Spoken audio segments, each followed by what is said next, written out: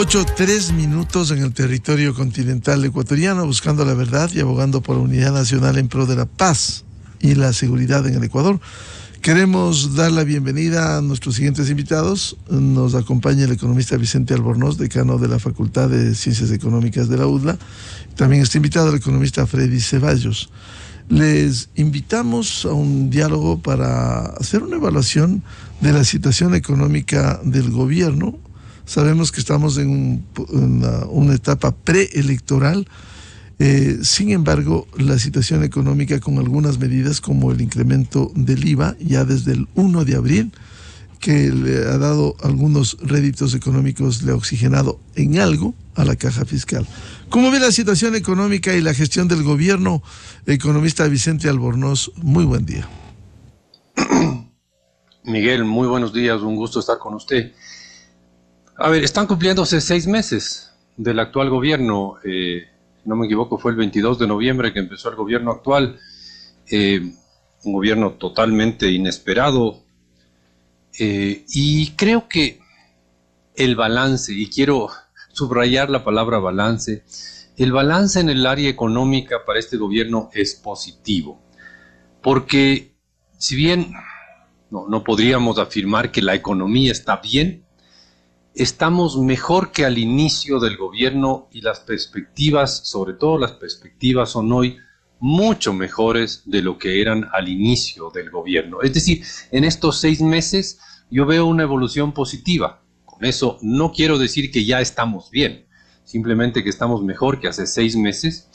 Y en este país en el cual a veces el no hacer tonterías ya es un mérito, creo que en lo económico este gobierno no ha hecho tonterías. Y yo sé que estoy poniendo una vara muy baja, pero el no haber hecho tonterías ya es un mérito. Y por eso veo que las perspectivas del país son mejores, la situación no es buena, pero es mejor. Y sí creo que evitamos un colapso que podría haberse dado los primeros meses del gobierno si es que se hacían un par de pequeñas tonterías. Economista Vicente Albornoz, ¿por qué estamos mejor? A ver, ¿cómo se refleja? Evidentemente, usted ha dicho, frente a 6 meses estamos en mejores condiciones, pero ¿cuáles serían esos indicadores de mejoría? El principal indicador es que tenemos un gobierno medianamente sostenible. Es decir, el gobierno tiene que esforzarse, pero puede cerrar el año con menos atrasos de los que heredó. Mire la vara baja que estoy poniendo, ¿no? El gobierno va a cerrar el año con atrasos, pero podría cerrar el año con menos atrasos de los que heredó. El gobierno va a tener problemas de caja, pero al final va a tener plata para pagar todas sus obligaciones de este año y quizás algo de los atrasos heredados. Es decir, va a terminar el año con atrasos, pero van a ser atrasos nuevos. Los atrasos viejos ya los va a haber pagado. Insisto, Miguel, tengo conciencia de que estoy poniendo una vara relativamente baja, ¿no? Pero, a ver, la gran mejora es en el aspecto fiscal. El 30 de noviembre del año pasado, a una semana de empezado el gobierno actual, o sea, cuando la situación era la heredada del gobierno anterior, la caja fiscal llegó a su nivel más bajo en algo así como 12 años, alguna barbaridad así. En un periodo larguísimo no habíamos tenido una caja fiscal tan pobre como tuvimos el 30 de noviembre del año pasado. Yo la verdad creo que fue una obra de arte, de magia, el que el gobierno actual haya podido pagar los sueldos de diciembre en diciembre. El 13º se pagó en diciembre. Se estiró la caja hasta donde se pudo, pero ya no se pudo pagar todos los sueldos en enero. Fíjese usted, así de complicada era la situación al comienzo del gobierno. Y luego, ¿qué hizo el gobierno? El gobierno se dio cuenta que, independientemente de si es grande, es pequeño, es adecuado, es inadecuado, el hecho es que está tremendamente desfinanciado. Tiene muchísimo más gastos que ingresos. Y para pesar de todos, el gobierno decidió subir impuestos. Y subir impuestos es de las cosas más impopulares que hay, pero de vez en cuando es algo muy necesario. A mí no me hizo en lo más mínimo, pero en lo más mínimo feliz que el gobierno suba impuestos, pero eso le dio una señal al mundo de que el Ecuador estaba dispuesto a equilibrar sus cuentas. Y eso hizo que el Fondo Monetario Internacional, que nos veía con muy mala cara, con muy malos ojos, que el Fondo Monetario Internacional diga, ok, tal vez a este país que está tratando de equilibrar sus cuentas, tal vez le podemos dar una mano a este país y ayudarle un poco. Y eso abrió el espacio para tener un acuerdo con el Fondo Monetario, que todo indica que debería firmarse a fines de este mes, a comienzos del próximo mes. Y eso le da un montón de oxígeno al Ecuador. Le da un montón de oxígeno a nivel internacional al Ecuador. Le da una especie de garantía de que grandes tonterías no está haciendo. En ese sentido, sí creo que no estamos bien, pero estamos mejor de lo que estábamos hace 6 meses y sobre todo evitamos un colapso que podía haber sido muy doloroso. Bienvenido al economista Freddy Ceballos. ¿Cuál sería su evaluación inicial de la situación económica en estos 6 meses de administración del presidente Noboa? Buen día. Bueno, igualmente le agradezco mucho por el tiempo. Buenos días a usted y a su distinguida audiencia. Sí, yo en mucho voy de la mano de este buen análisis que tiene el economista Albornoz respecto a las decisiones que ha tomado el gobierno en relación a poder reactivar la economía. Sin embargo, también debemos analizar en cifras cuáles están siendo los efectos luego de haber transcurrido este primer mes de efecto, principalmente en el incremento del impuesto al valor agregado y el impuesto a la salida de divisas. Dentro de este esquema debemos anotar que, para hablar puntualmente del IVA, que el incremento proyectado, la recaudación adicional presupuestada por parte del gobierno es de 1.306 millones o fue de 1.306 millones. Y como podemos ver en la práctica, únicamente en este mes, que esperemos que no se mantenga o se continúe durante los 12 meses siguientes, independientemente que sea un año o no tributario, apenas hemos recuperado 58 millones de dólares adicionales a lo que se puede comparar en relación a abril del año anterior. Si multiplicamos estos 60 millones, que yo insisto, esperemos que la economía no se comporte de la misma manera, apenas llegaríamos a recuperar 720 millones en este rubro de impuesto al valor agregado en relación a los 1.306 millones. Y un impuesto que no necesariamente se lo charla todos los días porque no lo sentimos en cada una de las transacciones es el impuesto a la salida de divisas, el cual no se incrementó en porcentaje al 5%, sin embargo la recaudación de este mes se ha visto disminuida. Y esto para mí, desde un análisis técnico y económico, es un tema supremamente complicado para lo que estamos viviendo. ¿Y a qué me refiero con esto? El impuesto a la salida de divisas está muy orientado o grava sustancialmente a transacciones que realizamos con el exterior, como son pago de deuda, uno. Otro, que es importantísimo, es la compra que hace la empresa privada productiva de materias primas y bienes al exterior, lo cual demuestra que el momento que se contrae o no se realice esta compra, las acciones o decisiones de producción que está tomando la empresa privada demuestran que han sido disminuidas, lo cual no ayuda al movimiento y a la producción económica. Esto, desde toda perspectiva, principalmente de un movimiento económico, es un punto negativo para la economía del Ecuador. Este incremento no ha ayudado solo a que no salgan divisas, sino que no salgan para que sean productivas. Eso para nosotros, nuevamente, insisto, es un tema que demuestra que existe o confirma una recesión económica en el Ecuador. Solo para terminar, si me permite, un tema adicional que ayudaba a evitar la salida de divisas era que muchos ecuatorianos, por un tema de confianza, optaban por invertir sus excedentes en el exterior. Sí, bajo este concepto actual tampoco se ha dado, porque la tasa local no compensa, que la tasa local que pagan las instituciones financieras no compensa este 5% de salida de divisas. ¿A qué me voy con esto? A que los excedentes, que si alguno de los empresarios los tiene en el Ecuador, los ha decidido mantener aquí. Entonces, esta reducción obedece sustancialmente a la falta de compra de insumos y de materia prima en el exterior. un tema bastante complicado para la economía actual y de lo que está viniendo. Economista Freddy Ceballos, de acuerdo a estas proyecciones, si se mantuviera este primer mes en el cobro del IVA y el impuesto a la salida de divisas, ¿no se cumpliría la meta inicial establecida por el gobierno cuando envió el proyecto y se aprobó en la Asamblea Nacional? No se cumpliría, como hacemos una multiplicación rápida, 60 millones de incremento por 12 son apenas 720 millones. De los 1.306 millones estaríamos hablando de cerca de un 52-55%, si es que esto se mantiene. Teniendo en cuenta que se empezó desde abril. O sea, eso incluso reduciría más la meta de este año 2024. Sí, hablando de la meta del 2024, habría que multiplicar esto apenas por los 8 meses que vienen. Yo hacía esta comparación siendo un poco más favorable, hablando de los 12 meses, tomando en cuenta hasta marzo del siguiente año. Pero sí, lo que usted dice es muy acertado. Si hablamos de la meta fiscal anual, habría que restar 4 meses adicionales. 60 millones por 8 son 500 millones de dólares adicionales, que no sería ni siquiera el 50% de los 1.306 millones originales.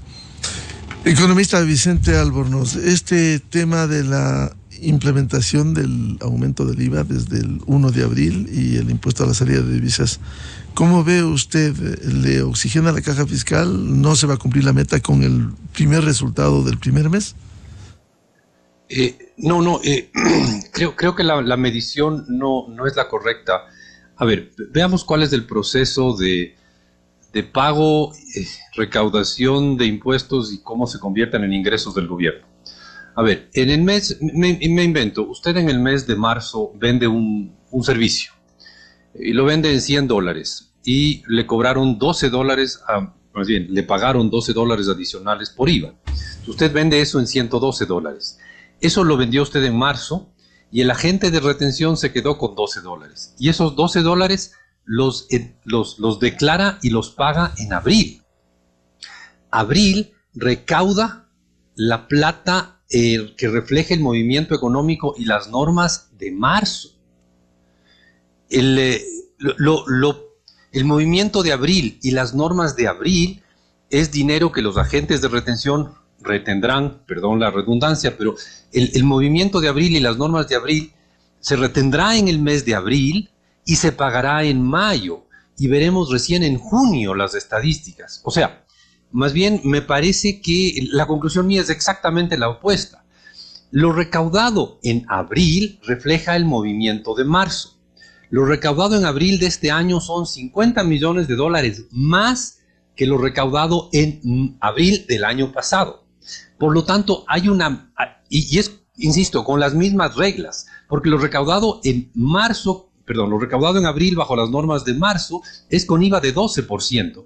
Por lo tanto, con 12% de IVA se recaudaron $50 millones más. Nosotros los consumidores sentimos el aumento del IVA desde el 1 de abril.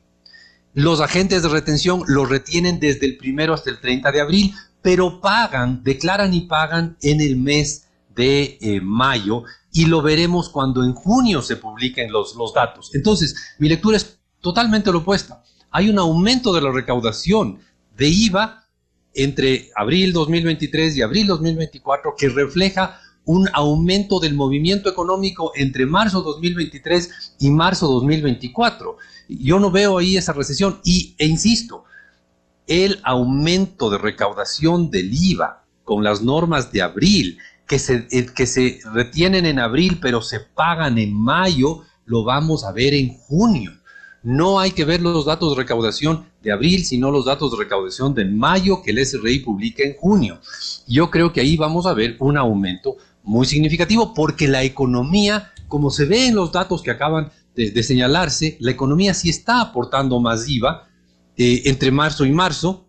Por lo tanto, entre abril y abril ya vamos a ver que va a aportar más. Espero haberme explicado en el sentido de cuál es el calendario en el cual uno ve los resultados de la recaudación. A ver, economista Vicente Albornoz, usted como muy buen explicador, para el ciudadano común que declara, por ejemplo, que tiene RUC, que declara el IVA mensual de abril declaró lo de marzo y en mayo declara lo de abril. Esto en Correcto. el dato general del país deberá reflejarse al cierre del mes de mayo, lo de abril, y conocerse los primeros días de junio los resultados de ese mes. Sí, Miguel, solo es cuestión de ver esto. El mes donde más IVA se recauda es en enero.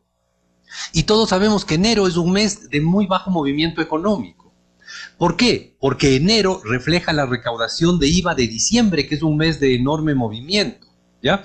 Entonces, entendamos que siempre está un mes retrasado la recaudación. Y la recaudación de enero siempre la vemos en febrero, los primeros días de febrero, cuando el SRI publica los datos de recaudación del mes anterior.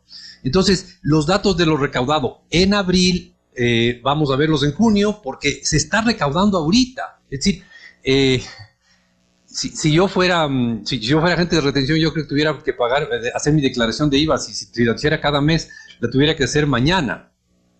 Pero declarar a lo de abril, pues. Entonces, claro, ahí recién se vería reflejado el aumento del IVA de 12 a 15%. Entonces, yo creo que este dato del aumento de la recaudación de IVA entre abril y abril es una buena noticia, de un aumento moderado, son 50 millones, es un aumento moderado de recaudación del IVA entre abril y abril, es una buena noticia porque ese dinero se recaudó con un IVA del 12%. En junio veremos cuánto se recaudó en mayo con el IVA de 15% vigente desde el 1 de abril. Digamos que hay un mes de diferencia entre que el consumidor siente que le cobran más IVA, nosotros lo sentimos desde el 1 de abril, y el gobierno recibe la plata, porque el gobierno la recibe en la práctica desde el 1 de mayo. Economista Freddy Ceballos, habrá que esperar entonces el cierre del mes de mayo para conocer el cobro del IVA del mes de abril y reflejarse esos datos. Yo lo que quiero es insistir en el hecho de que los datos que estamos analizando ahora son los datos obtenidos del Servicio de Rentas Internas, no de la fecha de pago, sino de la fecha de generación del impuesto al valor agregado. Concuerdo con Vicente en la temporalidad de la declaración. Claro, ejemplos buenos, lo de diciembre en enero y en febrero, de acuerdo al 9º dígito del RUC. Los datos que hemos obtenido ahora es lo que el SRI dice que ha recaudado del mes de abril, no en el mes de abril. Y nuevamente insisto, concuerdo, que lo de abril se declara en mayo de acuerdo al número del RUC. Sí, sin embargo, yo quisiera comentar algunos temas adicionales. Que quizás faltó explicar lo recaudado en abril que corresponde a marzo, digamos, y en mayo lo que corresponde a abril. Por eso me permito insistir bajo beneficio de inventario, revisando nuevamente la página del Servicio de Rentas, que es el dato que yo tengo. De acuerdo al Servicio de Rentas Internas, el IVA de abril, recaudado en mayo, porque ya fue recaudado en su mayor parte y está registrado en las páginas del Servicio de Rentas Internas, en abril del año 2023 fueron $700 millones. Y en abril del 2024 fueron $754 millones. Quiere decir que hay $50 millones adicionales que ya entraron al Servicio de Rentas Internas. Eso quiere decir lo que le comentaba hace un momento, más o menos $60 millones adicionales para redondear, que a los 12 meses sería 720. Pero aparte de eso, como le quería comentar, el IVA ya viene por un tema de consumo, ya vamos a ver cuál es el esquema de esto, vienen de caída. Si hacemos comparación enero, febrero y marzo el año anterior, podemos ver que en enero ya tenía una disminución en comparación al año anterior de menos del 5%, en febrero menos del 7%, y en marzo lo vendido y recaudado en el mes de abril, pero de marzo llegó al 1%. ¿Y por qué fue lo de marzo? Porque la gente, a eso me refiero, que ya está registrada la compra, la transaccionalidad de marzo en estos datos, porque en el mes de marzo muchas personas, anticipándose a este posible incremento del impuesto al valor agregado, recurrieron a locales a comprar televisiones y todo lo demás. Por eso disminuyó la brecha que venía habiendo en comparación al 1%. Pero también pensemos en algo más allá de todos estos datos. Nadie puede negar pues que el consumo se ha visto y se ve muy disminuido a partir de todo lo que ha sucedido, el tema de la inseguridad, el toque de queda, el incremento propiamente del IVA y últimamente el tema de los apagones. Sí, y obviamente el tema del incremento o disminución a la variabilidad del impuesto al valor agregado se basa en el consumo. Y no podemos pensar que porque subió el IVA va a haber más consumo. Normalmente es lo contrario. Y obviamente Vicente, que es un economista de muchísima experiencia, sabe que el comportamiento de consumo inicial cuando existe un incremento de impuestos es esperar y esperando, valga la redundancia, que volvamos nuevamente a la línea normal de consumo. Pero no, nosotros no compartimos necesariamente ese concepto. Sí esperamos que esa normalidad de consumo se dé a partir del mes de mayo y en adelante, sin querer esperar a decir que en diciembre va a haber el gran consumo. La idea de esta es que durante todos los meses siguientes, alguien que dejó de comprar, por ejemplo, una computadora, o dejó de comprar un auto, dejó de comprar algo, va a entrar nuevamente en la normalidad, e independientemente de que el impuesto a valor agregado esté en el 15, va a tener o va a verse obligado nuevamente a comprar ese bien o a contratar ese servicio. Economista Vicente Albornoz, en general, si proyectamos este incremento del IVA, de alguna manera le va a oxigenar para reducir lo que usted decía al comienzo, reducir al menos los atrasos que tiene la caja fiscal. Sí, pero solo en parte, solo en parte. A ver, lo que realmente sirve este aumento del IVA es para darle una señal al resto del mundo de que el Ecuador tiene conciencia de que hay un problema fiscal grave y de que estamos peleando contra ese problema fiscal. ¿Qué pasó antes de esto? Bueno, a mediados del año pasado, bajamos el impuesto a la renta. A fines del año pasado, votamos a favor de cerrar el campo petrolero más grande del país. Bueno, yo no voté a favor de eso, pero la abrumadora mayoría de ecuatorianos sí votó a favor de cerrar el campo petrolero más grande del país. Y la Corte Constitucional a fines del 2022 ordenó que se pague más a los profesores. O sea, diferentes decisiones de la Corte Constitucional, del presidente de la República que decidió mandar la propuesta de bajar los impuestos, o de los votantes que decidieron que no había que producir petróleo en el Yasuní, hicieron que o suban los gastos del gobierno o caigan sus ingresos. Y cada vez el mundo decía, bueno, este país quiere suicidarse, ¿no? Cada vez baja, tiene un déficit gigantesco, tiene unos atrasos gigantescos, baja sus ingresos del gobierno y sube sus gastos. Ellos quieren suicidarse. Y el cambio en la dirección, a decir, ok, voy a hacer algo tremendamente impopular, tremendamente antipático, que a nadie le gusta, que es subir impuestos, que es contractivo, pero es necesario, es como esa medicina detestable, horrible, pero que cura. Y entonces el gobierno decidió subir impuestos y logró obtener un apoyo hábilmente movido en lo político, pero logró obtener apoyo político para eso. Y el mundo nos regresó a ver y dijo, a ver, este país ya parece que no quiere suicidarse, ya no está yendo en el camino de buscar empeorar su situación día a día. Entonces eso nos abrió la puerta para obtener créditos del único sitio del que llegan los créditos cuando la cosa está inmanejable, que es del Fondo Monetario, el Banco Mundial, el BID y la CAF. Y eso es lo que pasó. Y se abrieron los créditos y ya nos llegó un crédito de $800 millones que le dio oxígeno al gobierno. Mire, el gobierno básicamente tenía dos opciones. O hacía un ajuste monstruoso, durísimo, de 8.000 millones en un año, o hacía un ajuste que debería rondar los 4.000 millones de dólares en un año, y obtenía 4.000 de crédito para no hacer un ajuste tan grande. El gobierno se fue por hacer la mitad del ajuste dentro del país y obtener el resto del financiamiento fuera del país, porque es el único sitio donde nos pueden prestar y son las multilaterales. Entonces, lo que se logró con este aumento del IVA es cambiar la dirección del país, que caminaba hacia cada vez tener menos ingresos y más gastos, a un país que tiene conciencia de que tiene que solucionar su problema fiscal. Y eso es un salto enorme, y eso nos abrió las puertas a obtener el financiamiento que ya nos llegó. Miguel, esto es algo inédito. Nos dieron un crédito puente, un crédito que la CAF nos adelanta lo que será el futuro préstamo del Fondo Monetario. Esto nunca se había visto, es realmente un reflejo de que las multilaterales sienten que el Ecuador está buscando equilibrar sus finanzas y está dispuesto a darnos una mano, pero de manera sorprendente en el buen sentido de la palabra. ¿Logrará equilibrar las finanzas en ese sentido, al menos este año, a sabiendas de que de alguna manera el país también se ve afectado por la inestabilidad política? Pronto estaremos ya en un proceso electoral, elecciones del 2025, ¿y esto también incide, economista Albornoz? No, claro que sí.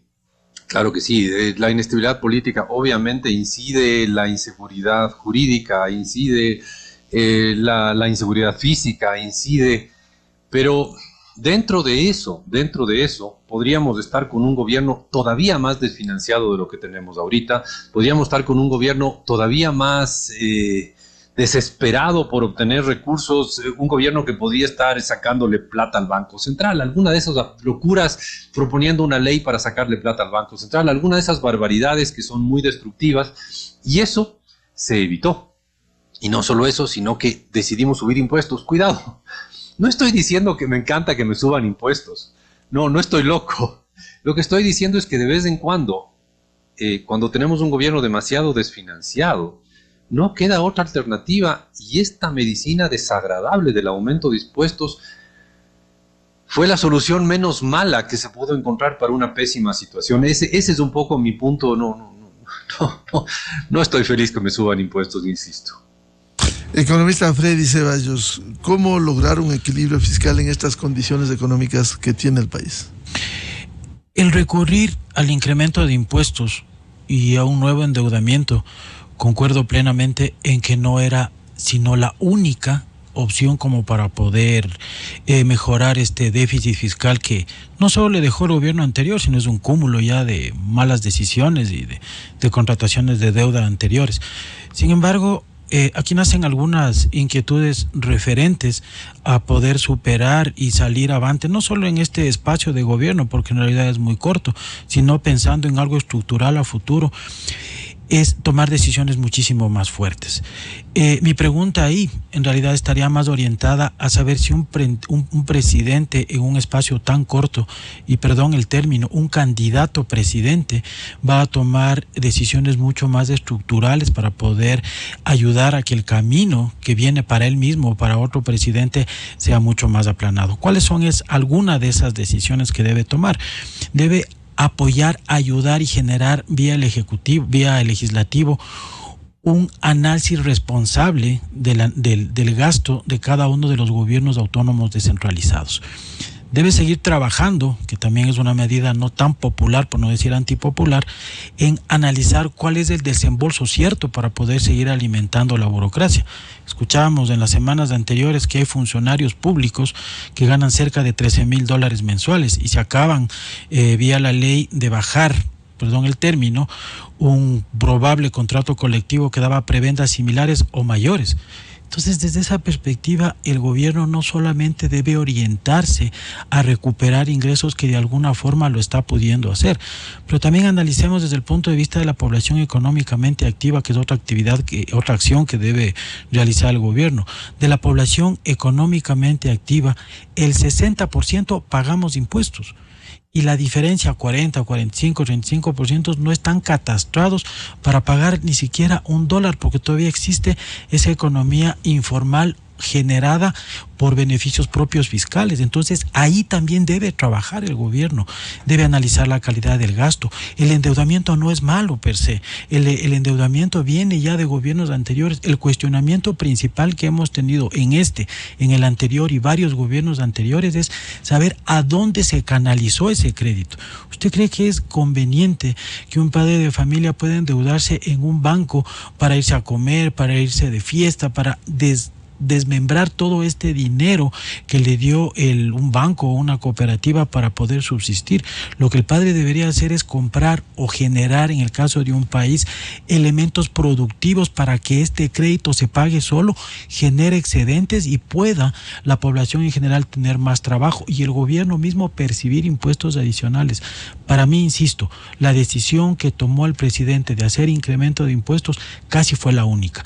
Recurrir al Fondo Monetario Internacional y a los demás organismos colaterales también debemos de estar agradecidos, si el término es válido, porque hemos sido beneficiados por ese tipo de créditos. Hemos cumplido un par de deberes. El uno, el incremento del impuesto al valor agregado. El otro que viene, el presidente ya lo dijo desde el exterior, la focalización de los combustibles, principalmente los de bajo octanaje. No va a quedar otra, porque si no, contestando a su pregunta, no va a llegar a cubrir ese déficit de caja, de efectivo, aunque tengamos el crédito. Pero quedan las otras tareas pendientes que vamos a ver si el presidente tiene la decisión política política de realizar estas nuevas acciones, muy necesarias.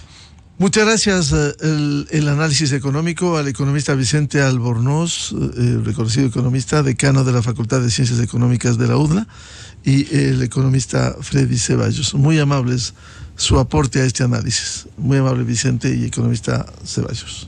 Gracias. Un gusto. Miguel. Muy amable siempre. Un gusto, hasta la próxima. Hola.